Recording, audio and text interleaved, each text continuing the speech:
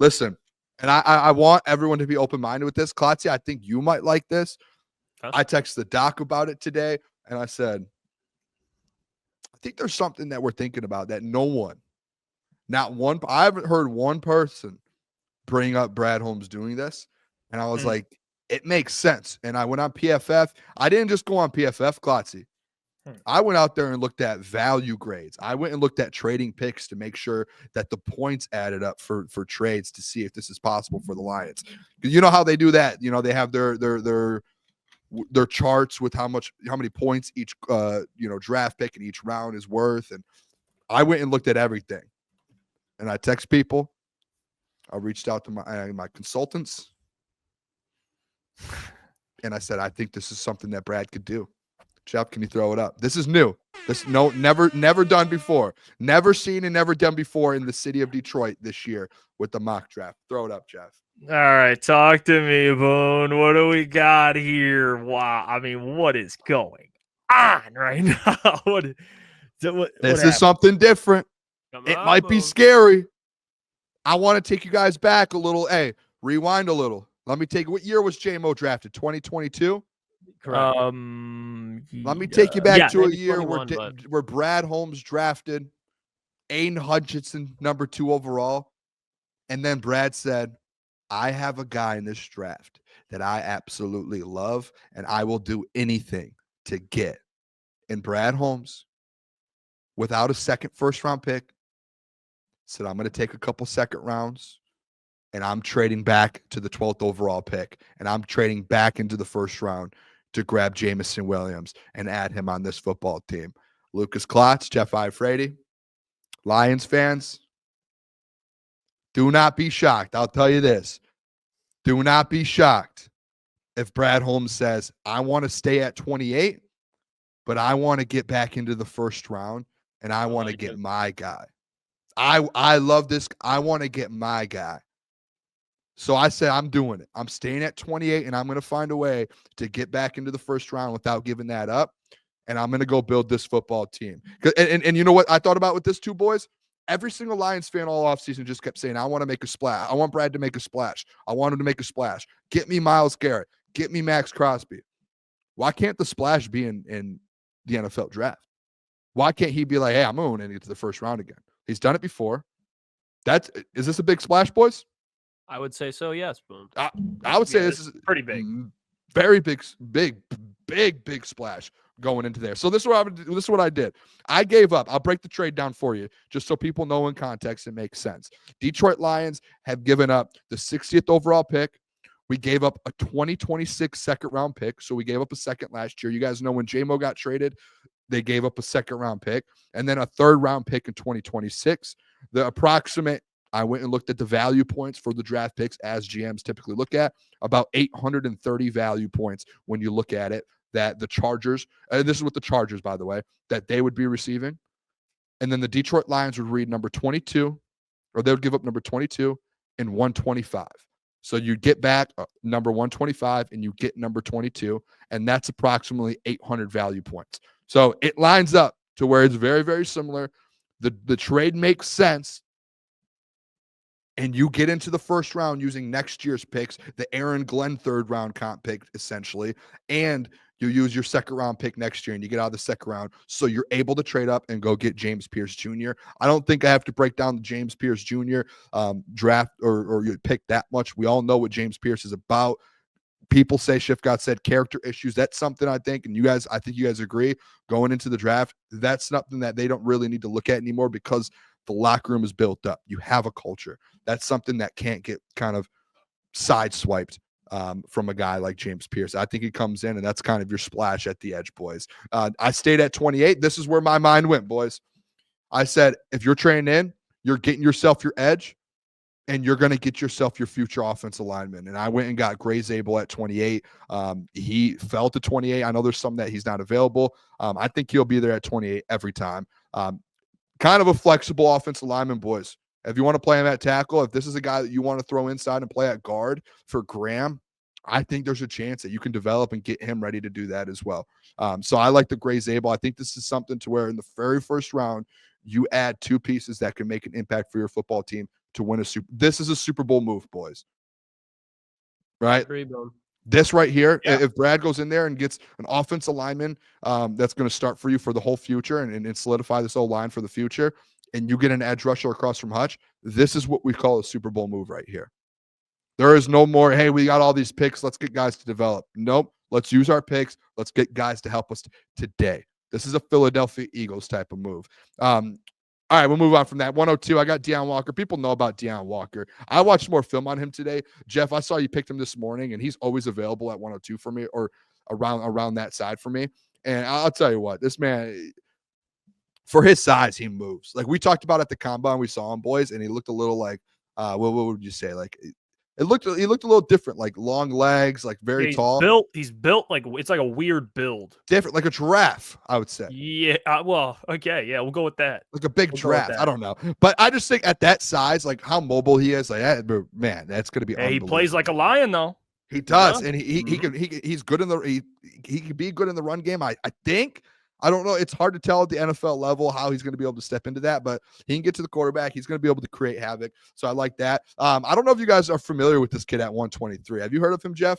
Antoine Powell Couldn't even Ryland fit his Jr. name in the thing. I had to put A. But he but I looked him up, did a little more. I mean, he's balled. He's been balling out at Virginia Tech. I'll tell you what, we talk about Donovan Izaraku, and I know he had a big year in the ACC. Antoine Powell Ryland, he had 16 sacks this year, boys. 16. 19 tackles for a loss. 4 sacks against Boston College. Yeah, he had multiple 4-sack games. And then even versus like Cam Ward. I saw a play versus that left tackle in Miami and just blew him up and just killed Cam Ward. Killed him. Dominated him. And one of the things with him, he's undersized, boys. Pretty undersized. But the thing is, he just plays so violent. And one thing I read about him is people just, they say he's just a technician. Even though he's small, he knows he's very crafty. He's a technician, and he is just a violent pass rusher. He is one of those guys to where maybe needs to get better in the run game, but he ends up being kind of that third down guy, the James Houston in a NASCAR package maybe. You throw him out there, give him 20 to 25 snaps a game defensively, he's going to create havoc. He will. If you haven't watched him, go watch some of his highlights. He is unbelievable. And then at 125, Pat Bryant. Don't need to talk about him much. We already know who Pat Bryant is, what he's about. Dog. Lengthy wide receiver on the outside, catches everything, hard to bring down. Yards after catch. He does it all. That's your Tim Patrick replacement. 130. Boys. Talk to me, Boone. Why haven't we talked about Billy Bowman Jr.? Oh, we have. No, Klotzy. I've been very consistent on Billy Bowman Jr. This kid. Combine, Boone. Klotz, ball hawk. He had 6 interceptions in 2023. I think I didn't fact check this. I think if he came out in 2023, he would have been a top 2 rounds, maybe. Yeah, because I think he had like 4 interceptions a year prior, but like he's been good for the last 2 seasons. He had 6 after his junior year, 3 pick sixes. The only problem with him, when I was watching film, doing some research, is he's just not the best tackler. Like he's not. But like drafting to the Lions, my thought process is this, and tell me, Klotz, if I'm wrong. I just think like, all right, we talk about who's that iffy replacement. We talk about Branch going to the nickel in certain packages. All right, in those packages, you bring Billy Bowman Jr. in. You have Kirby and Billy Bowman Jr. in the secondary, and then you have Branch in the nickel. That's an unstoppable safety trio there. He's a ball hawk. He's so fast. Like he's not Buda Baker. Will not be Buda Baker, but he has some Buda Baker to his game, Boone. Like he flies around, he misses tackles, but then the tackles that he makes, man, because he's undersized, man. When you bunch of tackles for a loss too, in the open field, like he's blowing people up when he makes contact. But it's kind of like it's a very similar situation to Kirby. I think Kirby, he's not undersized, but remember, like when he was in Illinois, he was playing wide receiver at first, goes to safety, gets drafted. Like Kirby has only been playing safety for 2 years outside of the NFL. Billy Bowman been playing safety for a while, but he's undersized. So both these guys are just a little off in the head. They like smacking people, but that's what you want out of the safety, though. Yeah, want a guy bring him around Kirby. Look how much Kirby's gotten better at tackling in the open. Yeah, so I think Billy Bowman would be a good replacement. Like I think you have to draft a safety. They haven't brought a safety in, so I think in one of these picks, I think a higher pick, maybe 3rd, 4th round, you look for a safety. Billy Bowman's a good one. everyone in this room knows who Ty Robinson is. That's my guy. I'm not going to keep taking him in all mine, but when he's available at 228, and him with Deion Walker coming into this draft class, excuse me, Paul Ryland and James Pearce, that's an elite defensive line core you're bringing in a draft class. And then Jalen Walker, Jeff, I think that's one of your guys. Unbelievable linebacker at 244, just kind of getting some depth in that room. It's a great pick. Yeah, and I think getting him late in the draft is perfect. So that's mine, boys. Mine's a little different today. It was, I like it. I wanted to make a little statement with this one because I've been thinking about this for a couple of weeks. Yeah, I actually looked up today because I was curious, like some of the bigger trade ups, like in terms of picks. And most recently, I mean, it was not like recent, but the Ravens traded up from 52 to 32. So they traded up 20 picks to get Lamar Jackson. And they traded away a 4th round and a 2nd round. So 20 picks. I mean, you traded up 30 plus pick, but it's still like 20 is a good amount of pick. I mean, they traded up to do it. So I mean, and Brad's went up 20 before with JMO. Yeah, it's not impossible. You know, and as long as you have the assets to do it. Like again, a lot of these GMs look at that value chart and they say, all right, what are my picks valued at? And I think Brad's talked about the value chart, and most of them live and die by that to make sure they don't get hosed out of all these picks or they don't get hosed in a trade. When I did it, it's literally like neck and neck. Like the Lions with the JMO one, I think I texted you, Jeff. I think it was like 1,500 points to 1,600 points, and the Lions got the majority with the 1,600. And this one, the Lions get a little less with 300, and they get 320. So it's like it makes sense. Yeah, the trade makes sense. And I saw Daniel Jeremiah talking about it today on Pat McAfee, how more teams are open to the idea of trading for next year picks because the draft they're not like in love with. So if you trade away, it would probably take like, you know, it would take a good amount of capital, but you can get it done. I mean, I'm sure that if there's a team willing to be like, hey, if I can pick at 60, but I get like a 2nd this year, 2nd next year, 3rd, like they can get it done. That's why if you're a team like Cleveland, like, you take Cam Ward or Shadur Sanders, it's fixing nothing for your franchise. Trade back, you get so much assets holding the number 2 pick for either Travis Hunter, quarterback, Abdul Carter, whoever. And now you're going to be in the same exact position next year. It's going to be a better draft class, and your cap's going to be a little bit better. So I think trading back, even for the Lions at 28, we've done that situation a couple of times. I'm not going to be mad. If all drafts, the Lions trade out of the 1st round with what their team need is, a defensive end, if they trade out of the 1st round, I'm not going to be too upset. It'll suck because we'll have the draft party, no Lions pick.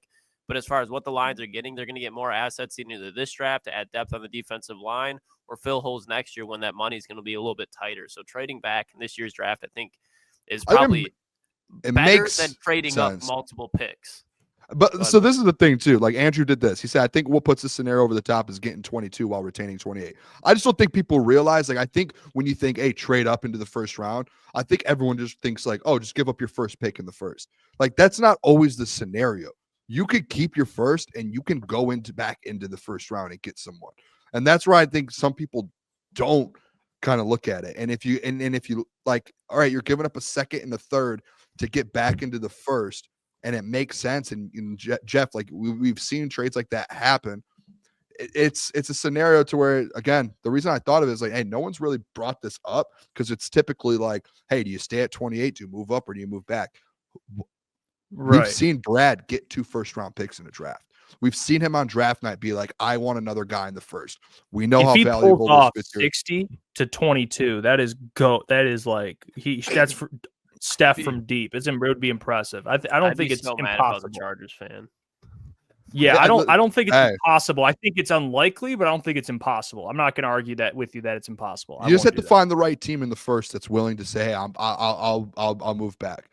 And you have to be able to be willing to give up assets. And in my opinion, I would give up to get back into the 1st round here. Like I would be willing to give up the 2nd next year, a 3rd next year. Like I would be willing to give up you're basically giving them 2 seconds in a 3rd, right? Like that's a big haul. Mm-hmm. Yeah. All right. Well, good. Yeah, I like it, Boom. And it's not like the 12th pick, like Michael Lucci's. No one's taking a late 2nd. Like Brad traded up to the 12th and gave up an early 2nd round pick. We're talking about the back half of the 1st round for a later 2nd round pick, and basically 2 late 2nd rounds, not just 1. That's where it's like it changes a little bit. He said maybe Quest. Yeah, the Vikings GM. Hey, what's going on there? It's Jeff Iafrate. Appreciate you for finishing the video. You can check out one of the videos here suggested or show support by commenting, liking, and subscribing. And buy your merchandise, FisherCTSports.com.